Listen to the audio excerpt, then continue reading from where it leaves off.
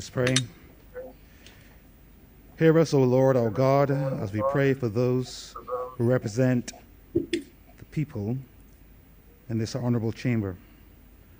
Amid all the pressures brought upon them, may they follow your guidance and seek to do the things that are right.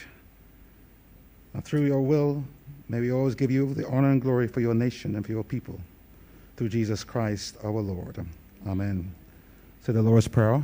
Our Father, who art in heaven, hallowed be thy name. Thy kingdom come, thy will be done on the earth as it is in heaven. Give us this day our daily bread, and forgive us our trespasses, as we forgive those that trespass against us. And lead us not into temptation, but deliver us from evil. For thine is the kingdom, the power, and the glory, forever and ever. Amen.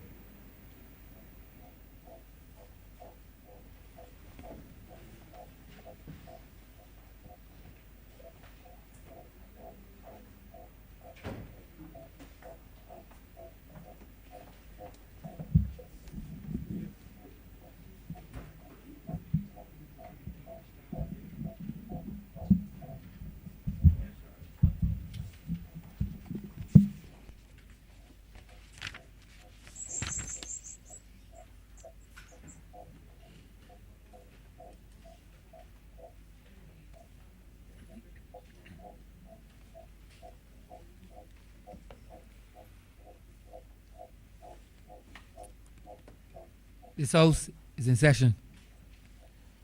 Minutes for the meeting held on Tuesday, July 20th, 2021 to be confirmed. Mr. Speaker, I beg to move that the aforesaid minutes be confirmed. Questions that the aforementioned minutes be confirmed. All those honourable members in favour, please say aye. Aye. Those against, please say no. We think the ayes have it. The aforementioned minutes are hereby confirmed. Announcements by Your Honour the Speaker. Messages from Her Excellency the Governor General. Petitions.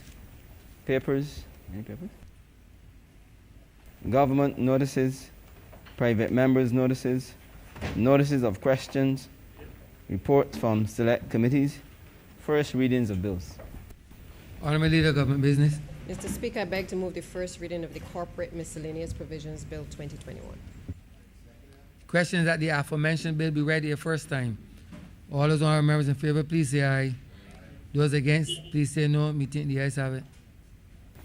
Statements by ministers, congratulatory and/or obituary speeches, personal explanations, motions for leave of absence, oral replies to questions, notices of motions for the adjournment of the House on matters of urgent public importance, orders of the day.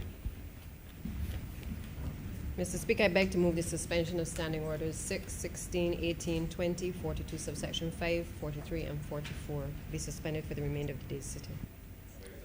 Questions that the aforementioned standing orders be suspended for the remainder of the day's sitting. All those honourable members in favour, please say aye. Aye.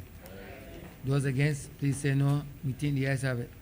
The aforementioned standing orders are hereby suspended for the remainder of the day's sitting. Government business, sir. Government business is the order of the day.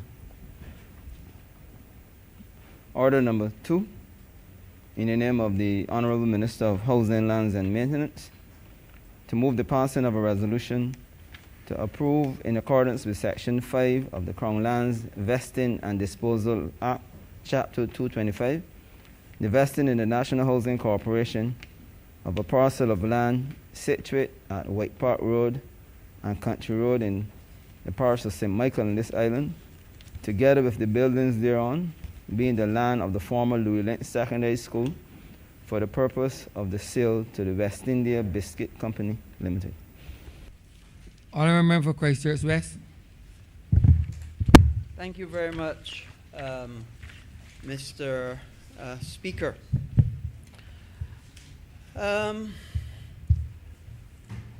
Everybody, certainly in this House, and also those who may hear my voice, might be well aware of that bit of land on White Park. That was, I knew it as Roebuck Secondary, and it then became the Louis Lynch Secondary School.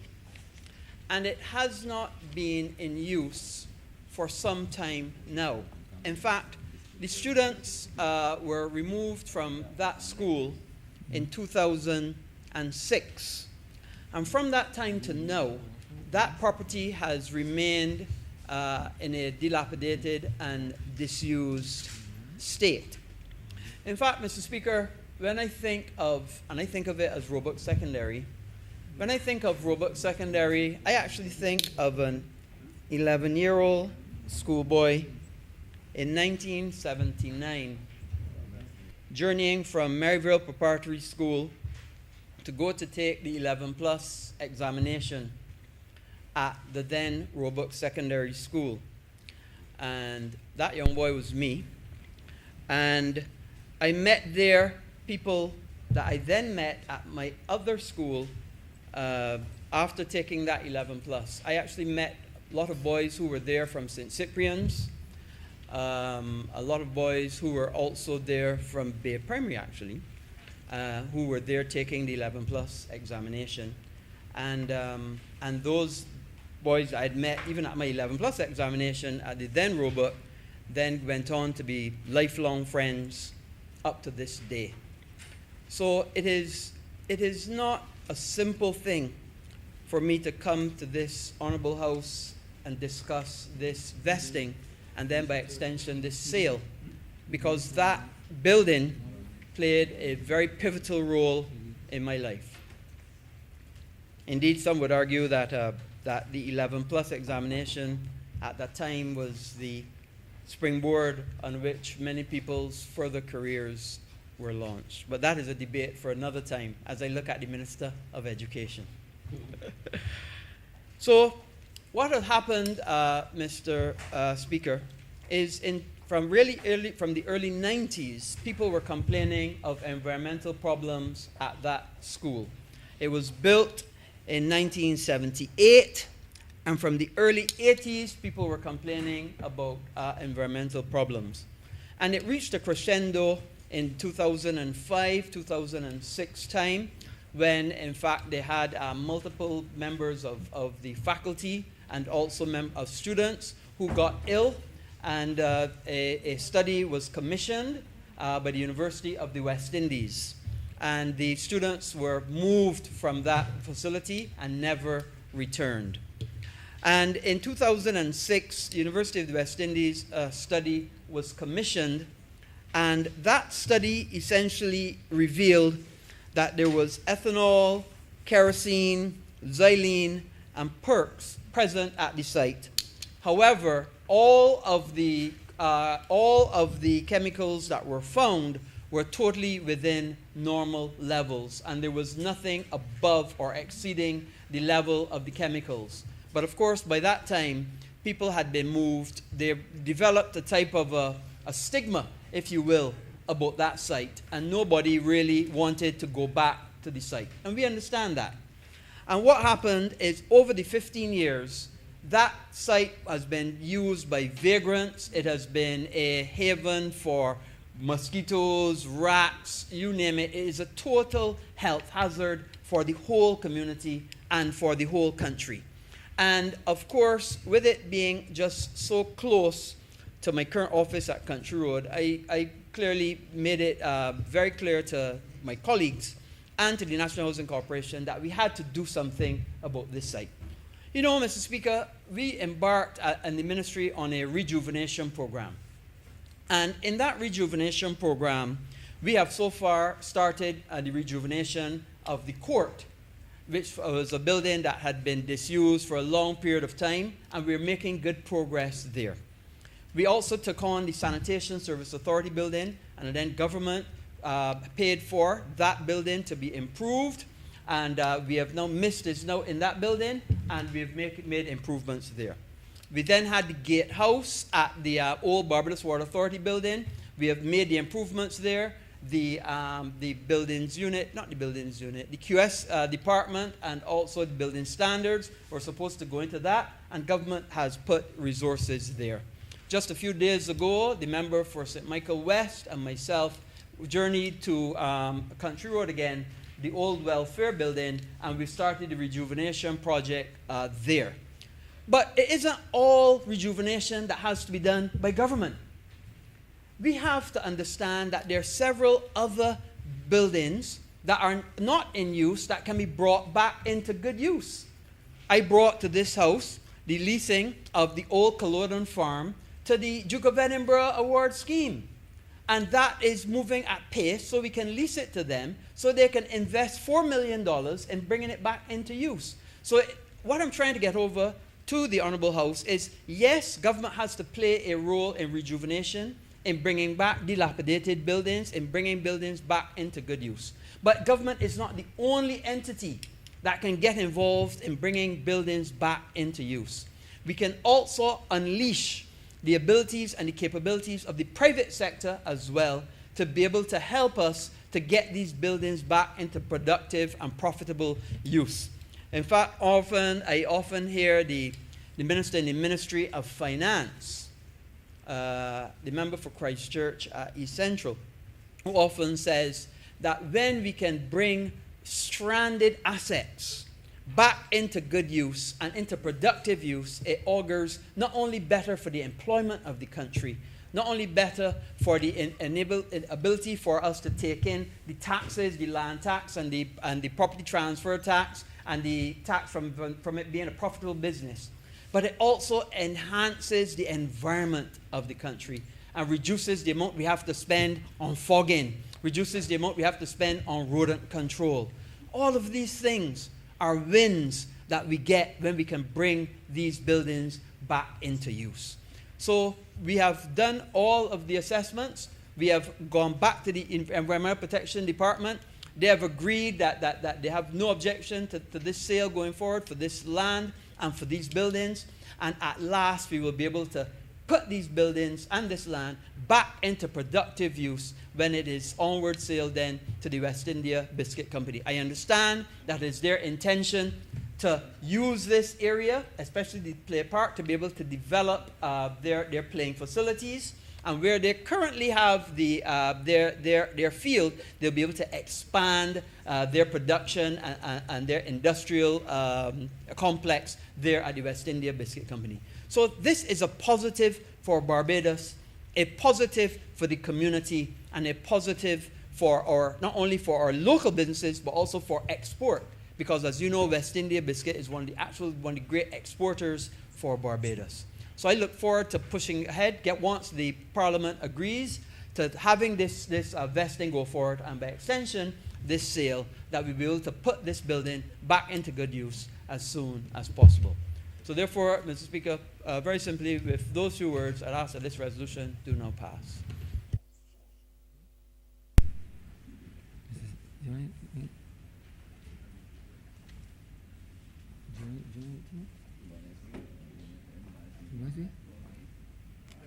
Made to second that.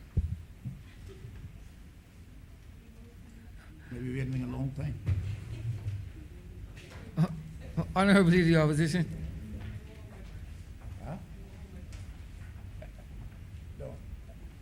Thank you very much, Mr. Speaker. Our honourable friend out of Christchurch, the West, was quite brief and said, I believe in his view, the necessary things. A couple of issues I would want to raise, and I would be as brief as I can. The Honourable Minister suggests a possible use of the compound at the former Louis Lynch or Robert Secondary School when acquired, or if acquired, by the BISCO. Now, government pulled out of there. It's school operations out of there. Nobody has been there ever since for any legitimate business purpose. I understand from the Honourable Minister some vagrants have occupied the place. Do not know if they have suffered any health injury as a result of having taken up occupancy there.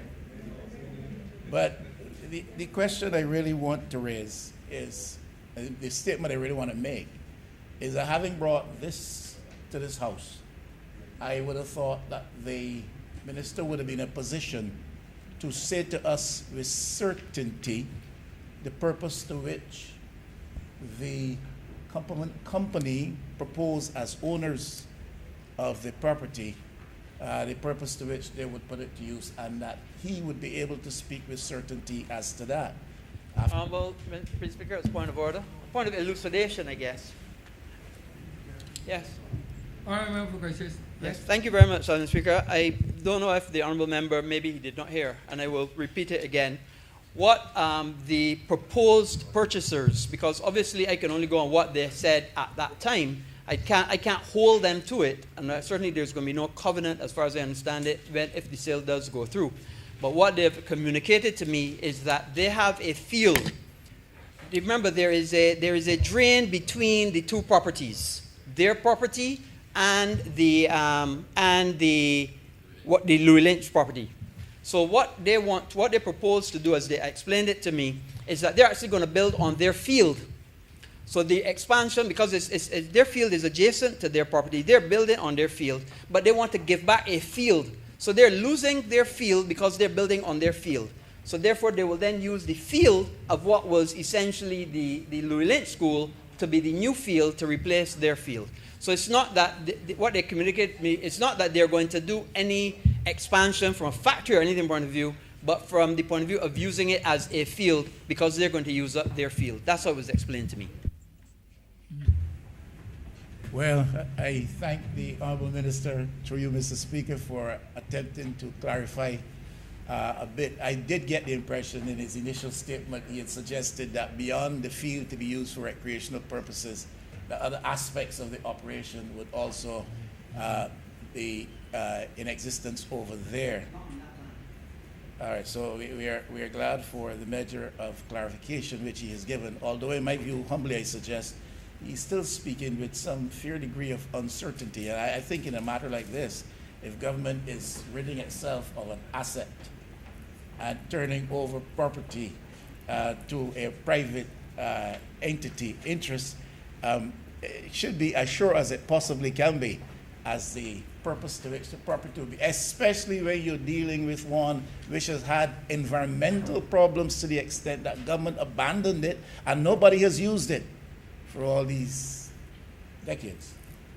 And that's the only point I'm trying to make with reference to that. I suspect the owners, in attempting to acquire the land, would have tested out to some extent, to the extent that it is practicable and appropriate, the opinion of the environmental people and the tongue and country planning people as to the use to which this now abandoned site can be put. Again, especially considering that there were health issues prominently related to that. I believe, and I would hope the Minister of Education would support me in this view, this was an educational facility, and therefore any income revenue generated from it should be put back to educational use and purposes. One might argue that the Education Ministry gets the lion's share of that which government spends on an annual basis, as is indicated in the estimates of revenue and expenditure. But to the extent that this property was taken out of use for educational purposes, I believe the government should commit that this money goes back to the business of education, because we can surely use it. Now, Mr. Speaker, akin to that is this view. It must have been in the intention of the government of the then day, when the school was built and the facility was established, it must have been thought needful and advisable to establish a secondary school in this area. Now, I do not know that we have, to any extent, replaced the Louis Lynch Secondary School in urban Barbados. I think we have had maybe one or two additional schools built since that one was abandoned. but I do not know that we have built any in urban Barbados as replacement for the Louis Lynch. Now, it must have been thought, like I said, advisable and needful to have a secondary school in that area. But having abandoned that particular site, no school has been again located in urban Barbados to capture young people out of those immediate vicinities around White Park Road and Country Road in the constituency of the city and over the other side of the road to St. Michael West. Since then, in fact, we have closed one facility at Richmond and transferred the student population to St. Thomas. So we've closed one school, as far as I can recall, in St. Michael, subsequent to the abandonment of the Louis Lynch site. But we have not built any replacement. So I would like to think that those who put the school there didn't just put down a school, but they studied the needs and the requirements, population movements, the trends, and the potential student capacity, and therefore built there. Having abandoned that, I don't know that there has been any attempt to locate any other area in close proximity to that site for a replacement educational facility.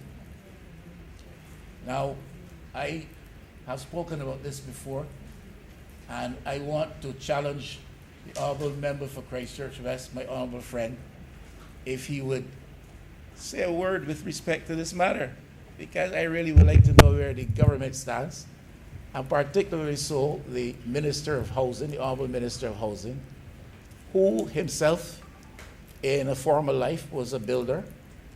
And when I say builder, I mean he was into the business of building and owning buildings.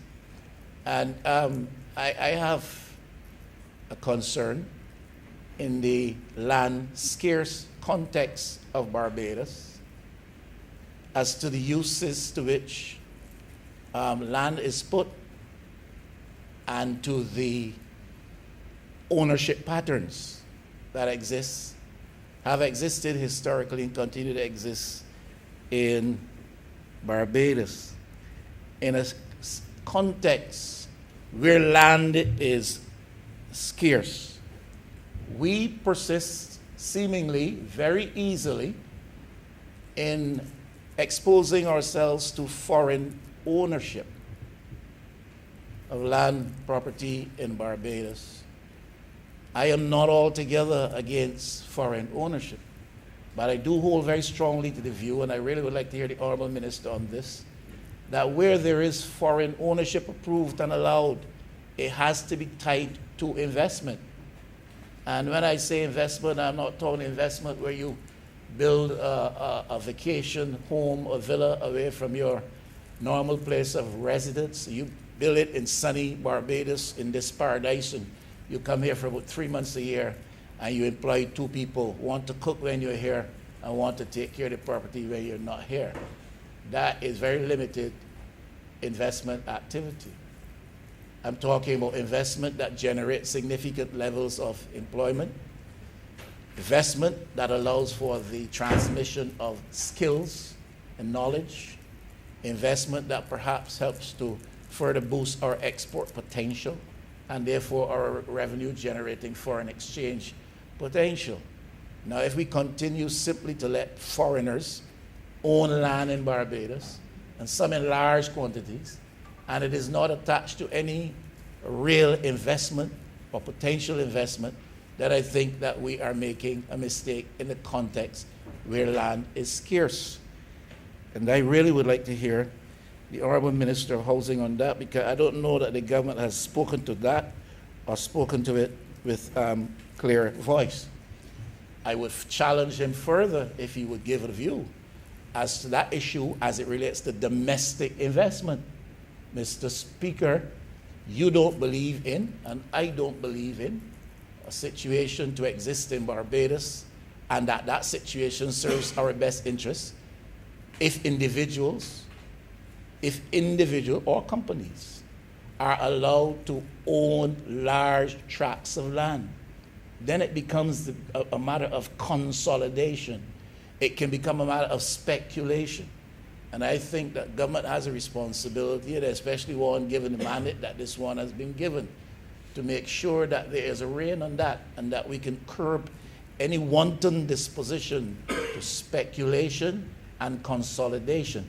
Again, even with respect to domestic ownership, if you're going to own large tracts of land while others can't get, while the price keeps skyrocketing and others can't pay, if you're going to own large tracts of land, it must be that you're engaged in some investment activity. I understand having a piece for the son and the daughter or the 6 children that you have across the space. But I don't believe that we should allow for wanton consolidation and wanton speculation to take place in a land scarce context where prices are high, people are unable to pay, mortgages hard to achieve, and the uncertainty that obtains around us with respect to those things. So I really would like to hear the voice of my honorable friend on that. I'm sure he's bold enough. I'm sure he's bold enough to stand here and say, this is what I believe, this is not a government's position, because we haven't discussed it. But this is what I believe. And there's absolutely nothing wrong with that. And I will challenge him in his usual bold style to speak his mind. And to give Barbadians the assurance that while he holds a portfolio of housings and lands in Barbados, he will try to do his best to make sure that we don't have wanton consolidation and wanton speculation and foreign investment owning Barbados to the extent that Barbadians are shut out of the land owning class in this country. I invite him to share with us his view on these matters. I'm sure there's a very simple way of doing that without causing the government any embarrassment or any awkwardness to himself. I wonder, Mr. Speaker, if any kind of study has been done, if there are any indicators that would tell us what obtains now vis-a-vis the value of domestic ownership of land in Barbados as opposed to the value of foreign-owned land in Barbados. I wonder what the ratios are. Now, I know that the Honourable Minister of Housing is a brilliant man, having sat the common entrance at Louis Lynch, having passed the common entrance exam and went to Harrison College, having been an exhibition winner at Harrison College, and having proven himself through years of disciplined hard work to be a man of business and attended with success. And I am sure that he would understand that it would serve us well, perhaps, if we can know what is the value attaching to domestic ownership with respect to property, that attaching to foreign ownership. And those are my comments. Thank you. Honourable Member for the City of Bridgetown. Thank you very much, Mr. Speaker. I rise to make some brief remarks in relation to this resolution which is before this honorable chamber. And I do so recognizing that, well, for me, this is really a lot more than the sale of property or vesting of land. And I say that because I wanted to go back. This really is the closure of what I would call an opportunistic and exciting beginning, which is the then Roebuck Secondary School, later Louis Lynch Secondary School. And then through the environmental issues and the problems that were being experienced by students and teachers, to the closure of the school. And then several years afterwards, now we're finally at a point where something is going to be happening with the property there. And I say that because I think I'm correct in saying that when the Roebuck Secondary School came into being, similarly, I think to the then Garrison Secondary School, that these two schools really catered to a number of students who were scattered at some centers around the country, and they believe that those at Robert were located at Block C, the Garrison. And that really was the genesis of this school in terms of the opening of the school. Previously intended to be a primary school, but then it became a secondary school. I became very familiar with the then Robert and the Louis Link Secondary School because as an officer in the Barbados Defense Force, I had a responsibility for the development of cadet companies across the country and at a lot of the newer secondary schools. So I visited on several occasions several of these schools, and I would have assisted with the company at the Louis Link Secondary School. And one of the things that impressed me about that school, honestly speaking, when I compared it with all of the others, was the level of discipline that existed at that school. And that school was on a trajectory for excellence, in my opinion, because the children were doing quite well. They were disciplined. They were participating in a lot of extracurricular activities. And the school produced a large number of outstanding citizens to this day. I think it was most regrettable and unfortunate what happened.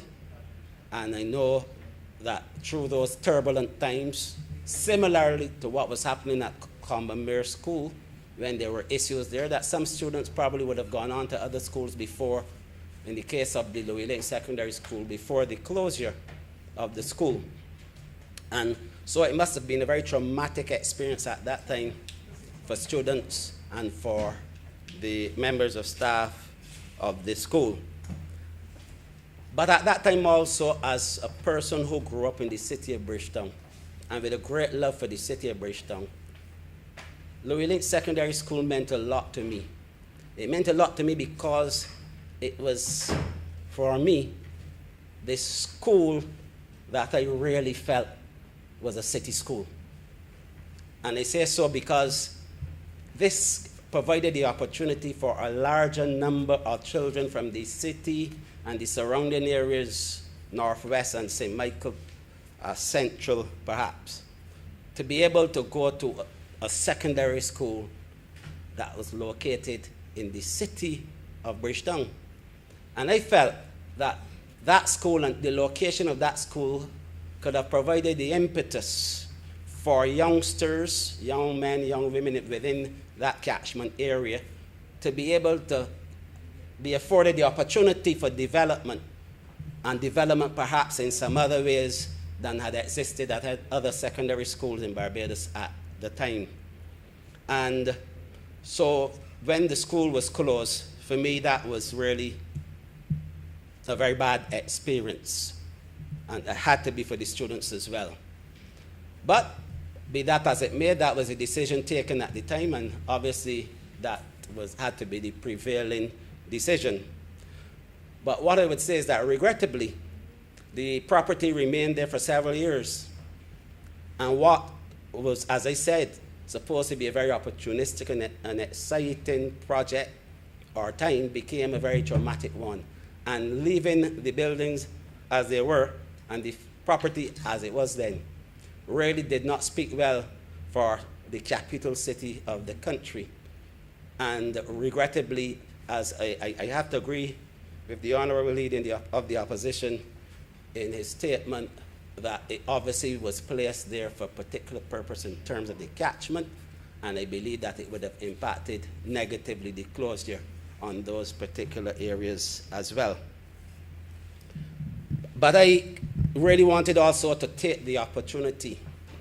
I would not have had that opportunity before because I was not in here, and I'm not too sure if it was ever stated, but I want to put on record the outstanding efforts and achievements, and if I may call a couple names, 2 names only on this occasion because I think they're deserving of it. The principal at that time, the first principal, Linda Jemmett, who was a tower of strength and who did an excellent job, and along with her deputy, John Blackman, who went on to Dighton Griffith, and then some of the teachers from that school went to Dighton Griffith, and Dighton Griffith started the same way with a level of discipline that I believe was unmatched.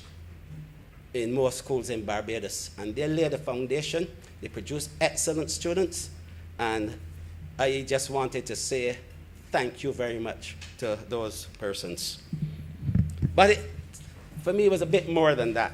And one of the sad things about the closure of the Louis Lynch Secondary School and the subsequent dilapidation of the plant was the fact that the school carried the name of a very prominent Barbadian, a person who gave excellent service to this country. I'm talking about the late Louis Albert Lynch, a parliamentarian, a representative of the city of Bridgetown, and a person who started another school in this country that played a significant role for working class Barbadians, and I'm referring to the Modern High School, a school that at its zenith had about 1,700 students. Yeah. And I believe that we need to do something to ensure, because that was I believe, the greatest tribute paid to Louis Lynch in terms of having the school named after him. I know there's a Louis Lynch stand in the stadium.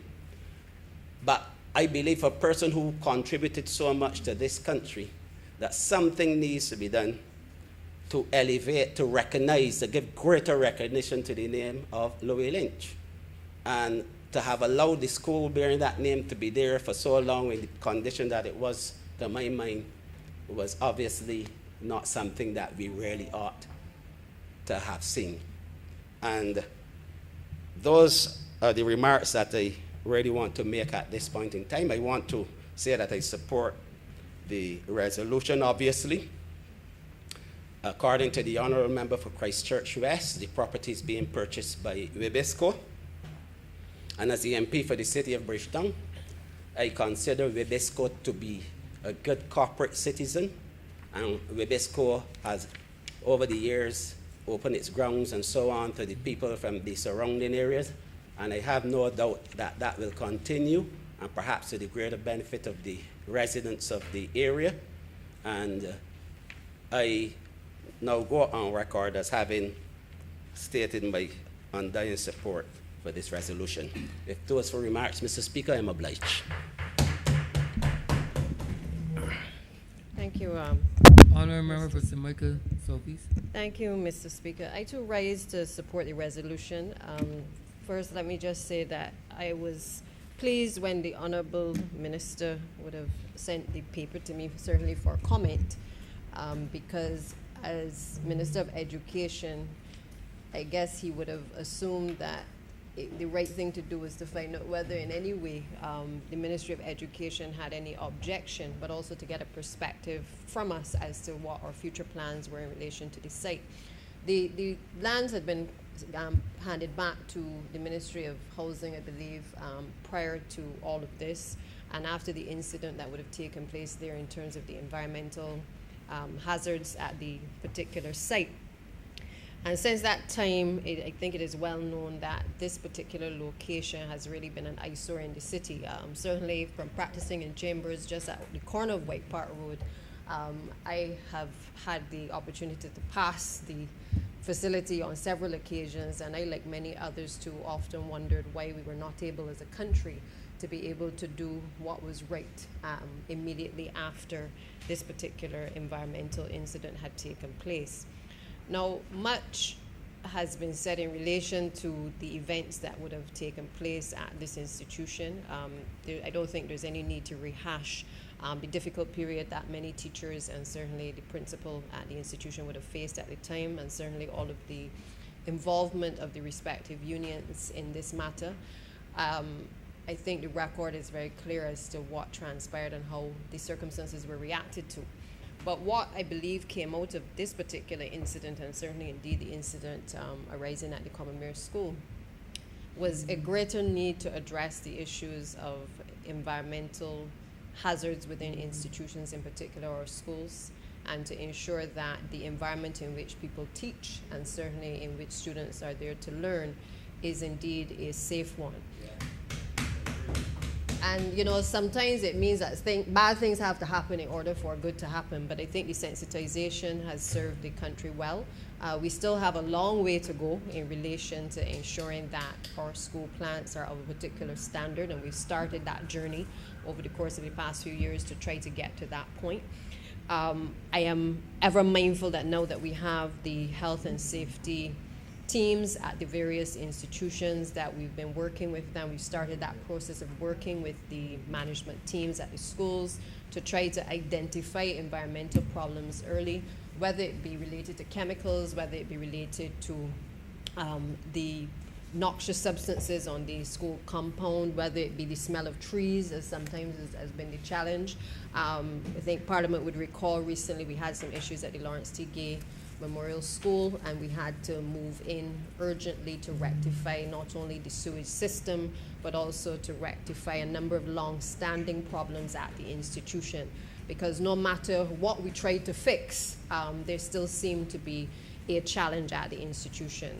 I believe that at this point, from all reports, that matter has been resolved. We continue to do some work during this summer program on that particular institution, because I believe that it is government's responsibility, working not just as the Ministry of Education, but working in partnership with the Ministry of the Environment and the Ministry of Health as well, to wrestle these issues to the ground and to do so in as swift a manner as possible, so that there's little inconvenience to our students and certainly to our educators as well. And therefore, while we are sensitive sometimes to the concerns raised by persons operating in the environment, the truth of the matter is that there are often difficulties in pinpointing, in the early stages in particular, what exactly is the source of the problem. And we saw it recently. I can speak firsthand in relation to the Lawrence T. Gay Primary School, because we fixed various things that had been highlighted, but we were still getting concerns being expressed. And we kept going back and we kept doing things, and we still could not find a resolution of the matter. And I think we just bit the bullet and we said, let's fix everything possible. And the only thing I can think, if there are concerns going forward that can possibly arise, is that there are external factors beyond the control of certainly the Ministry of Education and Ministry of Health within the actual compound of the premises. But it raises another issue, Mr. Speaker, because I hear the cries for additional institutions within the urban corridor, and I think members would also be aware that we've seen a decline in our school rolls in terms of the number of students across the entire system. But it also lends itself to a discussion as to where we place our schools, because the truth of the matter is that we have not necessarily sat down and hand-picked with precision exactly where we want to place our educational institutions in many cases. And we have therefore found ourselves with the emergence of institutions in corridors across the length and breadth of the country, which have now become challenging because there are businesses that perhaps in some cases are creating their own environmental issues on the outside of those premises. And it therefore requires that as we get ready to plan for future developments, that account is taken not simply of wanting to have a school because there are lots of children in a particular area and that it's densely populated, but rather looking at where we place our schools more strategically, bearing in mind the other factors that that often lend itself to also being considered as well. We have a number of, for instance, paint shops, mechanic shops that are situated around many of our schools. I know that there are plans in place to be able to remove some of these entities from within the communities and be able to better place them in a location where all of the operators can basically earn a living and to be able to be in one space.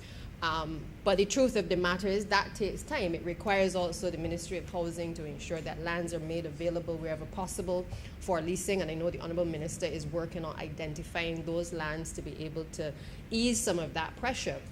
But we need to be very strategic in where we place those locations, because the truth is you can go most places in Barbados and you're going to find some level of residential. People are living everywhere.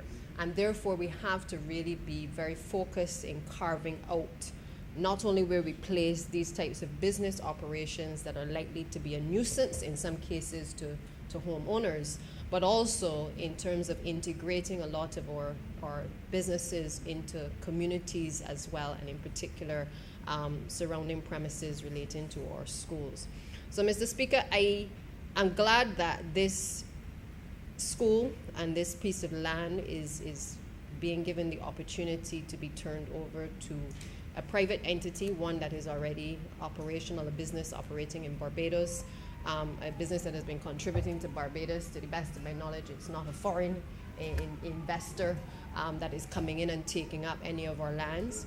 And to just remind the Leader of the Opposition that this government has been focused on different levels of investment as it relates to the vesting of lands and also the use of lands in the country. So while we have a vigorous program on the cards for low-income families, we also have middle-income programs that are there for housing. We also have vigorous investment in relation to persons who have charitable organizations who want to acquire buildings to be able to improve the conditions of those buildings, because the truth is we don't have all the money as a government right now to do everything that perhaps we would like, and certainly that the Honourable Member would like to see us do. So we have to have a number of different avenues for being able to create investment to allow the dilapidated buildings and dilapidated spaces to be rejuvenated. And this, I believe, sir, is again testimony to a wider governmental program which seeks to focus on different levels of investment, but also different levels of rejuvenating what I consider to be an aging plant and certainly aging product. It would be remiss of me if I did not, express my disgust that this particular piece of land has been laying in this state for so long. I mean, I recall, I think shortly after we came into office, there were concerns in terms of the clearing of the land because there were a number of vagrants that had overtaken the building and its environs. And it is regrettable that decisions sometimes cannot be made more swift. It is unfortunate that it takes this long for something like this to come to fruition. I know I certainly acted quickly when the minister wrote to me, because I felt that it was high time that we needed to dispose of this asset, particularly since we did not at the time have the necessary injection to do anything else with the property. And therefore we have I know there are other projects on board for the city of Bridgetown, which I know the Honourable Member for the city is excited about. So it is not to say that we're taking away one piece of land, but we don't have other plans for other parcels of land. I think I want to make that abundantly clear. This is not to rob the people of the city of open spaces where housing development can be built out, but rather it is the hope from this government certainly that the purchasers will invest in this particular piece of land to expand hopefully their operations, but also to make it a site that allows for the people of the city and certainly the neighboring areas to also enjoy a better surroundings than what is presently presented. I also hear the voices that have said this morning that the name of Louis Lynch ought to be remembered perhaps in another way, in an even greater way. We name our buildings and we do so to ensure that the person's memories, are forever with us. And it is unfortunate that the memory of Robert Secondary School, the Louis Lynch Secondary School, is one that has been shrouded in controversy. Certainly not indeed the legacy with which the late educator would have wanted to be associated with. And I do feel that the Cabinet of Barbados will have to make the decision at the appropriate time in relation to being able to remember him in another way. I know that we have the stand, and I believe we have also looked at other areas. I think there's also a bust as well that has been erected in his memory. But I do feel that we cannot allow this particular site no longer to bear his name and the memory certainly of the school and his contribution to the modern high school to go in vain either. So, Mr. Speaker, I believe that the support is certainly there from this chamber for this particular resolution.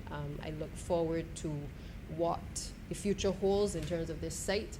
I would hope that the investors pay particular attention to ensuring that the site remains clear, and certainly if they're going to knock down the buildings, that they do so as to not allow any vagrants to enter the premises or for the premises to be used for any unsatisfactory purpose, but that we can have them move swiftly to be able to do whatever development is necessary to ensure that the city of Bridgetown has some life being restored to its present premises, certainly to bring some joy to the people of the city of Bridgetown.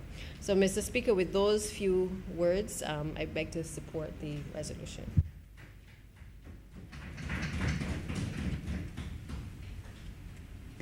Honourable Member St. Thomas. Thank you very much, Mr. Speaker. I wish to add a bit of information to this discussion today, sir, and to, at the outset, commend highly all those principals and members of staff who were a part of the shaping and molding of the population at the Louis Lynch School, formerly the Roebuck Secondary. And I agree that it played a very pivotal role in helping to provide the kind of nurturing and the kind of education that was necessary for the people of Barbados. And for me, particularly working class people's children who would not perhaps have been as bright or would not have been as well cared for within homes and communities, and therefore they're not excelling the same way as some others, but they were given that opportunity at that school. I call it like a middle school, where they were able to show their talents and their worth, and have become some of the most outstanding citizens in this country and across the world, because they're not all here in the island, as you are aware. Many of them have gone abroad and continue to do excellent service in the areas of employment that they have chosen. I recognize, and I was happy at the time being a part of the Ministry of Education, recognizing that the Louis Lynch School was the school that was cut off sometimes under St. Michael. The St. Michael School, the marks were high. But some of the students who went there had a variety of skills that they were nurtured and cared for. And I can speak proudly of students who would have passed through my hand when I was in the school system. And of course, to see how they have developed today to be some of the most profound citizens in this society and beyond. And I know what those principals did. They had made tremendous sacrifice. I would not be able to remember all of the names, but I think there were like 4 or 5 principals, all of whom did their best to be able to produce citizens of this country, not only educationally, but socially and morally, and all the other aspects of the fabric that we expect our citizens to display and to give back to this society. I also recognize, sir, that Ms. Darlene, what I believe the last principal at that school, and she ensured that the service that was extended from all the previous principals reached down and were continued to help to nurture these individuals. I know that the children were doing so well. They were doing all of the sciences and so on, like the other older secondary schools. And the ministry at that time determined that they will cover what we call the quadrangle of the school, to be able to have the students do prayers in that area, because when we had rainy weather, they just had to use corridors and use their various classrooms, and there's nothing wrong with that, because when they went to school, the school was so small for the 705 students at Holy Innocents that we had to use similar corridors as well. But these are new times, and children need space, and they're grown children and not primary school children, so they needed that space.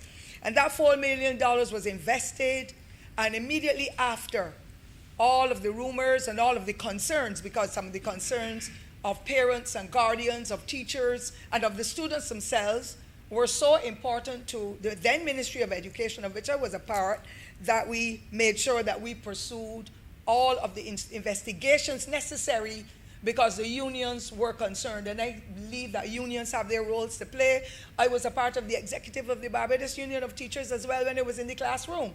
And I know that we have to go out there and make cases for our constituents, particularly when we recognize that there are challenges. And while I will not say that there were very large numbers, because I do not have the statistics in that respect, I know that a couple of teachers and students displayed challenges, and one or two of them would have passed. Similarly, all the other schools are having that now.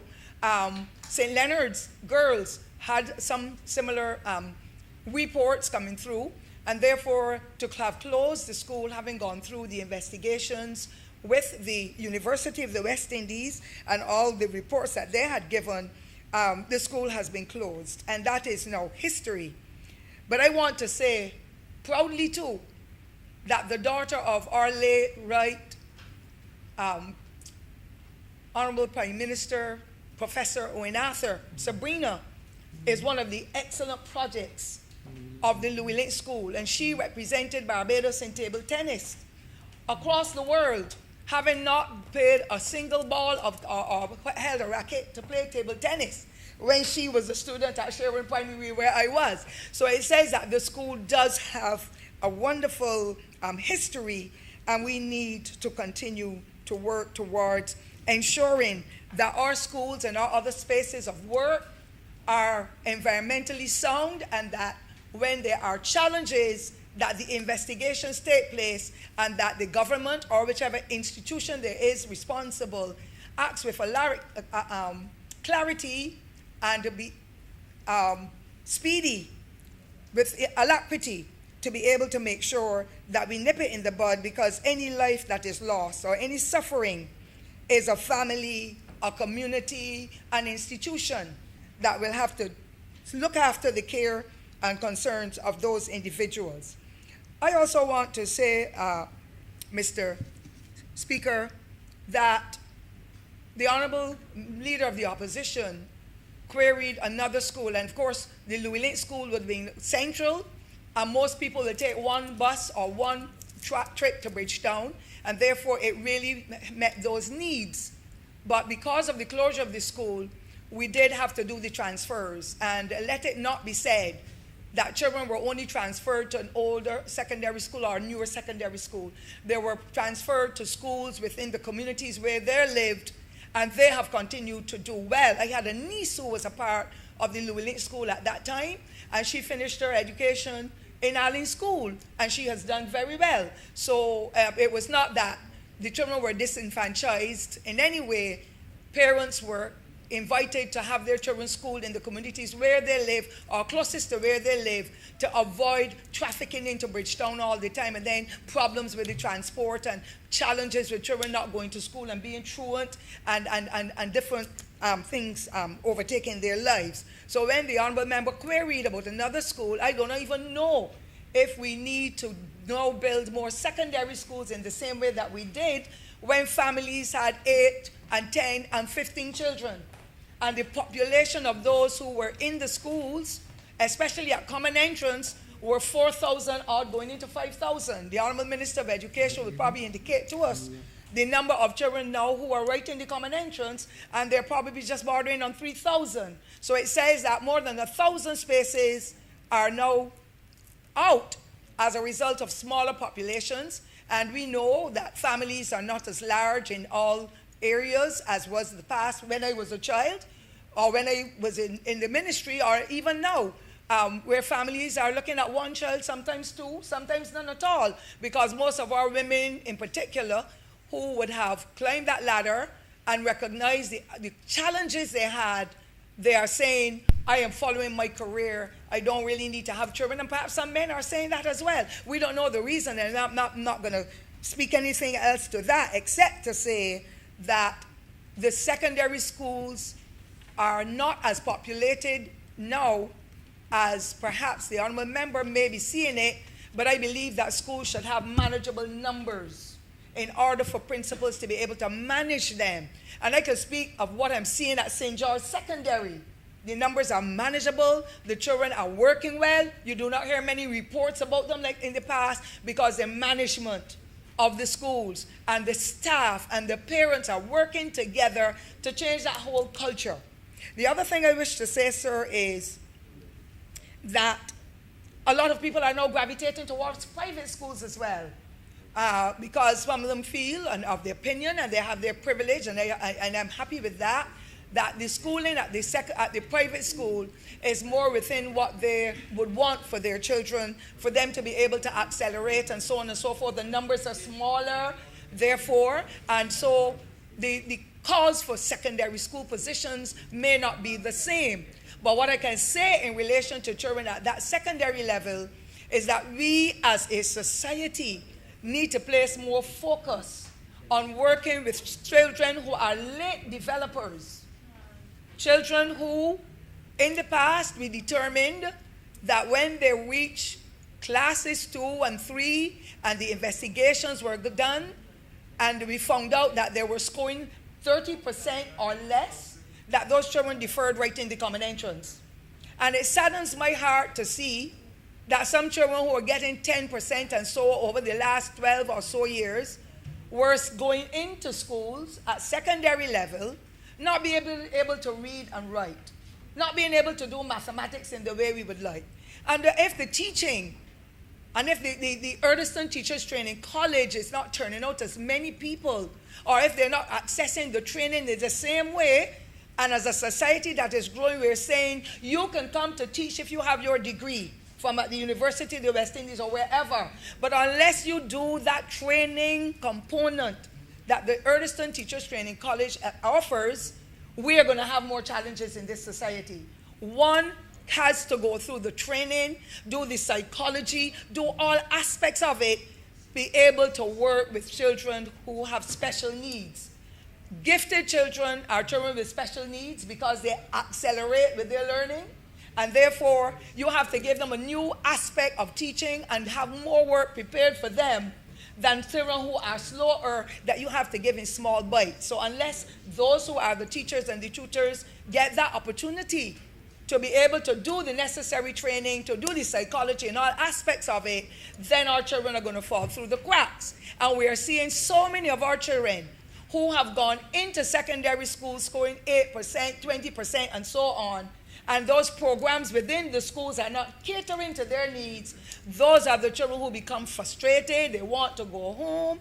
They want to go on the block. They want to stay away and play truant because they're not coping. And there's nothing more painful, Mr. Speaker, for your children to come home with a report that says 15% slow, 8% can do better, and a lot of nonsense, excuse me, sir, that you see on your children's reports coming in from some schools where you can tell these children need special programs, remedial programs to be able to put them in place. And I'm glad that the ministry is trying to determine how to do some summer programs to help to strengthen those children who fall between the cracks or because of whatever childhood illnesses they may have had. Some of them may have had a fall, had to spend time in hospital for 3 months or 4 months with problems with adenoids and hearing problems, and so those children will not be able to perform as quickly or as readily as other children who would have been there, whose parents sit at home and work with them. And that is another problem. A lot of people are using textbooks, and that is what is impacting. So my position today, because I know I'll get a chance to speak on education at some time if the Lord spares my life, but my position today is I believe that we now should be focusing, and I know that is the government's plan in the making, on special schools, special meaning not only for challenged children, because challenged children need a better deal as well, but for children who are late developers, or you call it slow learners, or children who have special areas of interest, and we keep as adults, parents and teachers, having boys in the class, 15 boys, because the boys' numbers are really growing as well. I'm not so sure what's happening there with the population.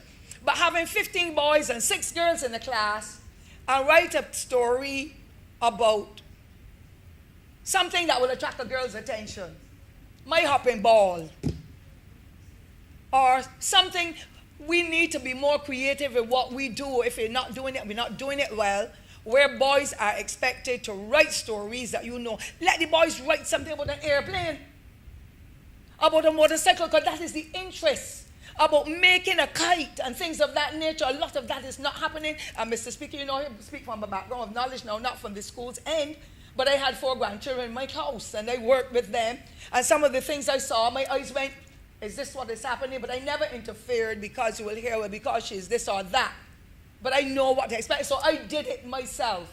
But I can't do it forever. I did it in the communities around where I live, because I saw the challenges that these children were experiencing. So I would be in favor of any set of institutions, perhaps 2 or so, but start with 1, because the funds are not going to be available in the same way now that we're into COVID and all that, and unemployment so high, we have to look after our families as well. But I am strongly in favor of an Alma Parish school, that the last administration shut it down, and those children were transferred to schools, and the newer secondary schools across the island cannot cope. But they wanted to do, they had a special need for culinary skills. That opportunity didn't come. I had the wonderful experience, I call it, Mr. Speaker, sir, for a young man who I had nurtured. And he was ill, and I said, you're coming to my house to stay. That young man had so many skills, but he was working as a general worker. And I said, you sit here, don't let me see you leave this house today. He went into my backyard, Mr. Speaker, with paints and whatever else he had. And he did some hand paintings. And when he came home, he said, look what I did today. I could not believe it. He said, Aunt, I had those interests all the time, but the school I went to, it was just maths and English, and I just could not cope. But his strength was that. And you know what, Mr. Speaker? Today, he's one of the best mechanics Barbados could want, because he had a different form of education. And he had the innate abilities to use his hands. He needed to do the maths and English, yes, but that is all you're doing. You cannot touch and develop those skills. So I want to close, Mr. Speaker, because those children need care. We must have another similar school so that our children who have other interests besides the math and the English, and so they have other strengths, and I said other innate abilities, that we need to find them and to tap them, and to be able to have those facilities where they can go to do the technical and vocational skills on the same school's compound. It doesn't have to be at the level of other schools, but, and let me digress a little bit to say as well, Mr. Speaker, that over a 25-year period of the Barbados Lumber Company having an annual exhibition, and the technical and vocational skills were the hallmark of what those youth students were doing. Every year, the newer secondary schools cut the prizes. The St. Lucie Secondary, the St. George Secondary. Ellerslie would have gotten a little bit too. Princess Margaret. And all of those that we consider to be newer secondary schools, they were always the ones. And when you go to those schools, those trophies and everything else are there in cupboards, that everybody could see the excellence of those students whom others would have cast aside because they were not academically sound. I would not even say it was academically sound too, Mr. Speaker. I would say I'm a late developer too. So when you give up on children, you kill off all their dreams. And I want to support another school or the Alma Parish School to be again established to cater to the needs of those boys and girls who went there. And many of them are in this society, and they have their own hair salons. They have their own valet services. They have become carpenters and bakers and florists and everything else, because that is what their innate abilities are, God-given. But now, where are they? Some of them on the streets. Sad to say, some of them are in prison. Some of them may be car washers. Some of them may be working in the transport sector, because there's a niche cut out there for all of them. And the other side of this whole educational business, when we're talking now about the school in a more peripheral way, I'll say, those children who have challenges are people too. And we really need to step back and see how best we can make plans for them. And once I have the life in my body, here or anywhere else, and I have the capacity, I will be in the vanguard of working with those institutions because those children who have those challenges are people too, and they matter. And this government will continue to work with them to make the difference. So I close, Mr. Speaker, by saying that the late Louis Lynch, I would have been a product of the modern high school, and I therefore want to thank not only Mr. Louis Lynch, because I was never a child who would get into his face because he would share real licks, but those teachers with whom I interacted, that they were able to help me build on the foundation that the Holy Innocent School under the late Lester Vaughan would have laid for me and for thousands of others. And so I highly commend him for his entrepreneurial spirit, to be able to develop a school, to have those large numbers of children, and the emphases that were placed in sports. So the Patsy calendars and so on, they came through the modern high school, and they made it and are serving those who are still alive in this society to the best of their ability. And so I support this resolution, Mr. Speaker, and I would want to finally say, early in the year, persons who were working at the National Assistance Board had only come in that morning just around 8 o'clock to carry out their duties, the porter messenger and 2 others. And as soon as they got into the vehicle, a man came through from the same Louis Lynch environs, where the school is now, the dilapidated school, with a gun, pushed it in the man's face. As soon as he sat in the seat, he dragged the key out of the ignition, and he held the gun in the face. He robbed them of his little jewelry and so on, carried away a couple of things from the van, and left everybody there dumbfounded. And what hurt me most, one man who was sitting in the back, a member of the staff, he is a deaf person. He was so afraid. For days, that man was shaking in his boots. And as a result of it, and we made a visit, we saw the squalor that is over at the backyard of the National Assistance Board that is now that Louis Lynch School. And therefore, I am happy to know that the government is planning to dispose of it, and to learn that the entity that wishes to do the purchasing will look towards ensuring that whatever is done there will be integrated in the communities surrounding the environs there, to be able to do something productive to uplift the people of the city of Bridgetown, where I believe that those persons living in green fields and those adjoining communities will be able to get the opportunity not only to find employment, but to be able to recreate and to call that space there with the new owners their own, because that is what we want to do. We want to see the integration of communities and other entities to be able to build and make sure that that eyesore is no longer there, but that something positive will come out of that particular exercise that we are pursuing today.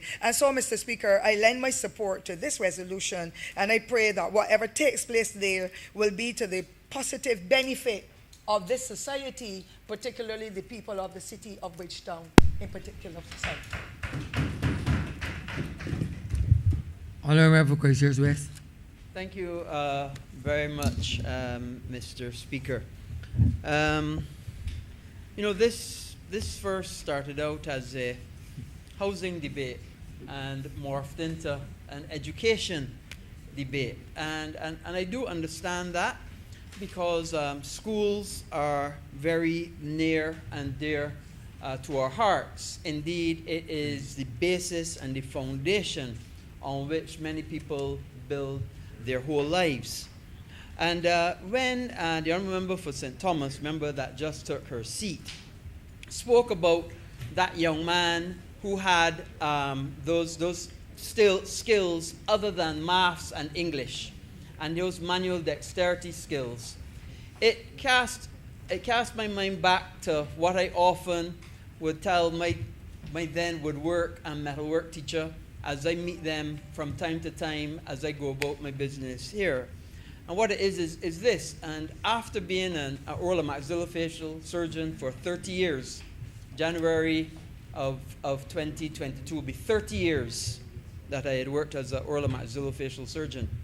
And I would often look at them and tell them, even although I did the maths, the physics, the chemistry, the biology, the biochemistry, and all those other things. The skills that I learned in woodwork and metalwork are the skills that I use every single day as a surgeon, more so than all of those other skills put together. And it brings home how important it is to have a well-rounded education for all of our children. Not only to be focusing on maths, on physics, on chemistry, on biology, but also to encourage them to improve their manual dexterity skills, their language skills. Mr. Speaker, how many times in my former life I would meet a patient that only spoke Spanish or only spoke French, and I had to call on the Spanish and the French that I learned, sometimes mixing up the two, I must admit, because I learned them simultaneously. I know to mix up the Spanish word with the French word. But how many times I had to call on those skills to be able to communicate with people. So I fully agree that a well-rounded education is the basis on which all of our students must get an opportunity. And I also want to respond to a few matters that the member for St. Michael West brought up.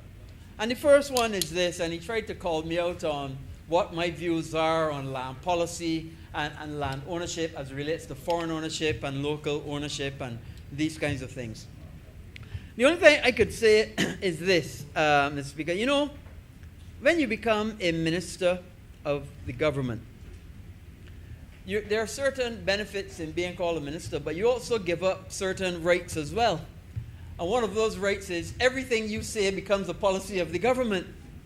And I really could not be so far-fetched and so reckless as to come to this honourable chamber and give my views as what it has to respect to land ownership in Barbados without somebody construing it as being a policy of the government.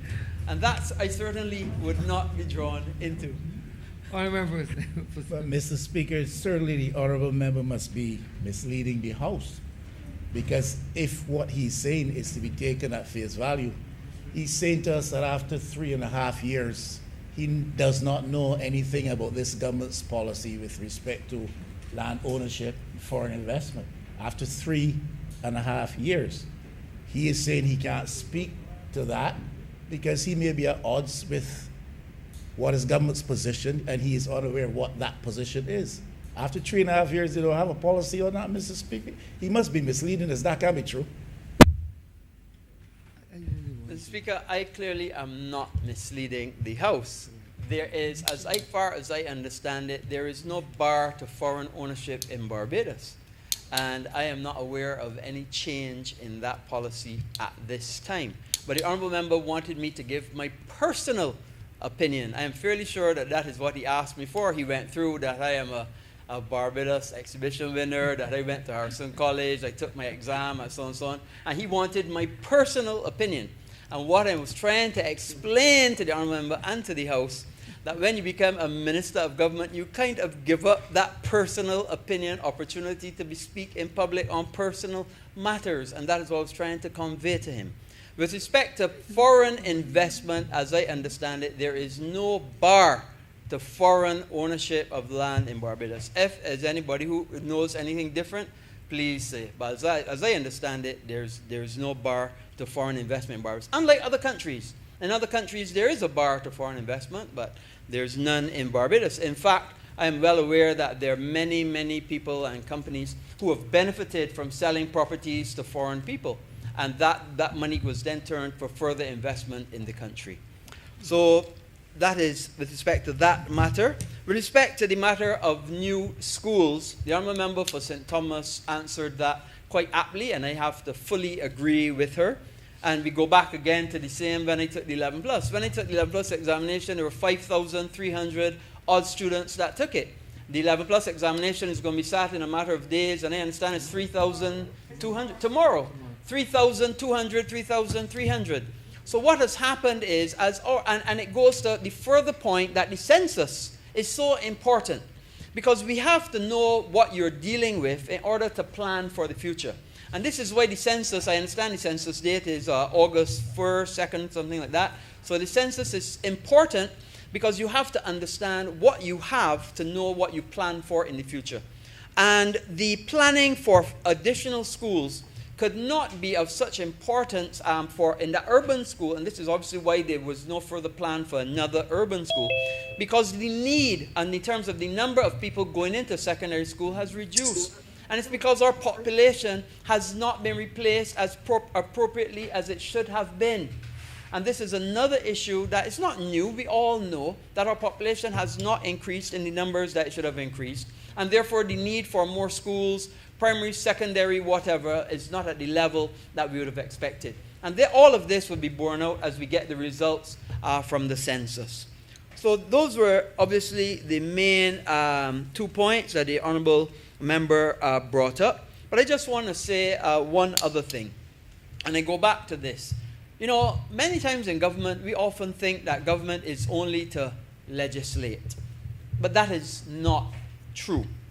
Government does what I call FRIL: facilitate, regulate, innovate, and legislate. And it has all 4 of these opportunities at its disposal. Yes, government is legislate, and we are all in here legislators, and we spend the vast majority of our time when we come here to Parliament to legislate. But that is not the only thing. We must also see ourselves as facilitators, facilitating investment, be it local, foreign, facilitating industries. We must also see ourselves as regulators, regulating where things are done. And it brings me to the other point the Honourable Member brought up as to what will be done and whether how it would be used. That really is not my purview. That is under the Town and Country Planning and Environmental Protection Department. Suffice to say, they've already gave their approval for even light industry to be approved for that location. So facilitate, regulate. Another thing that government must do is innovate. And I think that our innovation, and the Honourable Member for the Minister of Education spoke about what we're doing with respect to land and trying to control the price of land by doing a housing, the HOPE program for HOPE Premium, be it 4,000 to 8,000, HOPE Direct, 2,000 to 4,000, and about to launch a new program shortly, which the Prime Minister, in fact, has been talking about already, but we haven't launched it yet, that is going to call HOPE Advance, which is for 1,000 to 2,000. So people are, and we are controlling the cost of land as well, by using the Ministry of Transport Works and Maintenance to put in the roads as best we can, keeping the prices of land down, trying to bring that price of land back down so that every single person who wants to get a home can get a home, and this is what we're trying to do as much as our resources will allow. So there's lots that I'm doing, there's lots that this government is doing and has done over the past 3.5 years. Have we achieved every single thing? No, because we've had what? We've had what I call the trifecta. We've had the hurricane, we've had the pandemic, and we've had the ash. But in spite of all of that, when I look around Barbados, when I see the amount of roads that were done, when I see the buses, when I see all of the infrastructure that is going in now at what was another dilapidated building, the National Insurance Building, and what we're doing there, when I see the amount of greening that is going on, when I see what is going on at the Botanical Gardens, when I look at all of the opportunity for people, university students, to go back to university, when I look at all the things that this government has done, with all of the other problems associated that they had to deal with, I have to look and say, and it's not biased, this government has worked hard and done well in 3.5 years. And I look forward to continuing to work assiduously to keep my head up high and keep Barbados proud, because this government is a working government. With all those few words, Mr. Speaker, I beg again that this resolution do not pass. The question is that this resolution do not pass. All those honourable members in favor, please say aye. Those against, please say no. We think the ayes have it. This resolution now stands passed.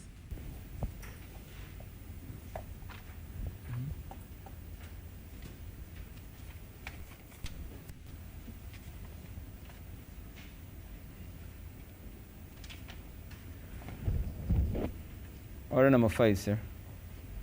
In the name of the Honourable Attorney General and Minister of Legal Affairs, to move the second reading of the Ministers and Parliamentary Secretaries Conditions of Service Amendment Bill 2021. Honourable member for St. Joseph.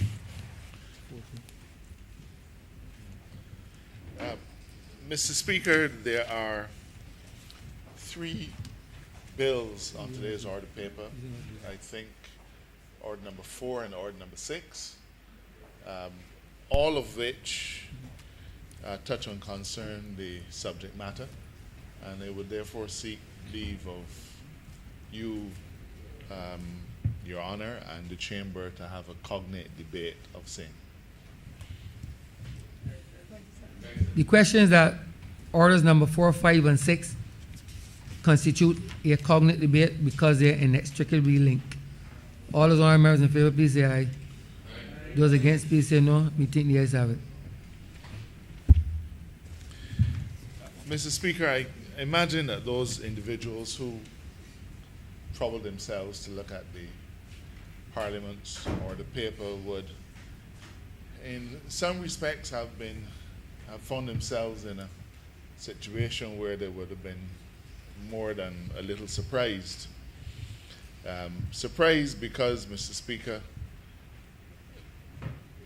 there is a feeling or an attitude which suggests that members of Parliament and cabinet ministers have the benefit of all manner of things. I reflect, sir, on my first term in cabinet, 2003 to 2008, and I remember saying to my permanent secretary at that time that I was thinking of taking a week or 2 of holiday. And he said to me, well, Minister, when are you traveling? And I said to him in response, well, I am not traveling. I just plan on taking some holiday here. And he looked at me with a fairly quizzical look, as though I was not only talking foolishness, but that I ought to have known that I was talking foolishness. So I asked him, well, what happened? I don't quite understand why you asked the question. He said, well, Minister, perhaps they did not tell you, but ministers have no right to a holiday. And the only time that someone else can fulfill their role as minister is if they are either sick or out of the jurisdiction. I could not believe what I was hearing. As a lawyer, I spent many a day in my early practice defending the right of my clients who were employees not only to have a holiday, but that the Holidays with Pay Act, which said that you have to have at least 14 days notice of being told to take a holiday and so on, were to be strictly followed. I did not know then what to make of it, but it meant that if I wanted to take time off to physically recuperate, that I had to leave the island and could not stay in Barbados and enjoy a little relaxation as most other people could. This situation has been the law of Barbados, Your Honor, since independence, and it continues to this date. I don't want to suggest that the current cabinet of Barbados is so battle weary that we are in need of rest. In fact, every face I see of cabinet in this chamber looks more than fresh. Well, I can see that half of your visages are obscured. But sir, there are some things that I think we take for granted. Yesterday we celebrated the Day of National Significance and talked about and in many respects celebrated the conditions of workers and of Barbadians at that time, and the achievements that we've taken for granted, perhaps. And one of those things, sir, is what we consider to be an inalienable right to something called a holiday, which when my foreparents were working in the sugar industry, they did not have. They worked 6 days a week and had Sundays off. There were no things called bank holidays that they could stay at home and enjoy a little respite. We've come a long way since then, but I regret to say that we've not come a long way since then in respect of the members of cabinet. So, Mr. Speaker, we in this chamber who are on the front bench, none of us will have had a holiday of any kind since coming to Parliament in May of 2018. I think if my doctor knew that, he would scold me in the worst possible of ways. I suspect that's quite possible. We therefore come to this chamber today, sir, to correct something that I can't say was an oversight, but I can say it has been a grievous omission, and an omission that we have the power to fix, but perhaps have never had the courage to fix it.